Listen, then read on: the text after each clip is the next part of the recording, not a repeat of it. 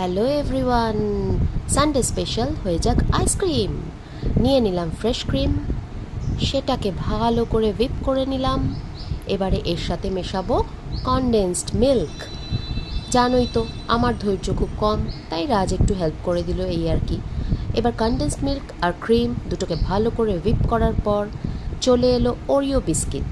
Oreo বিস্কিটটাকে crush করে নিলাম ঠিক এইভাবে। প্যাকেটের মধ্যে হাওয়া ভরা থাকায় পুরোপুরি ক্রাশ করা গেল না, তাই কেটে ওটাকে বের করে আবার কিছুটা ভালো করে ক্রাশ করে নিলাম বিস্কিটগুলোকে। এবার বিস্কিটগুলো মিশিয়ে দিলাম ক্রিম আর কনডেন্সড মিল্কের ব্যাটারের মধ্যে এবং আবার লো স্পিডে আবার খুব ভালো করে বিটিং হলো। এই দেখো ঢেলে ফেলেছি আইসক্রিম মোল্ডের মধ্যে। এরপরে এটাকে রেফ্রিজারেট করতে হবে। একটু ভুল হয়ে গেছিলো, কাভারিংটা করা হয়নি, তাই বের করে আবার ওটাকে কভার করে দিলাম, কভার করে ঢুকিয়ে দিলাম। হোল নাইট রাখার পর দেখো আমাদের আইসক্রিম রেডি।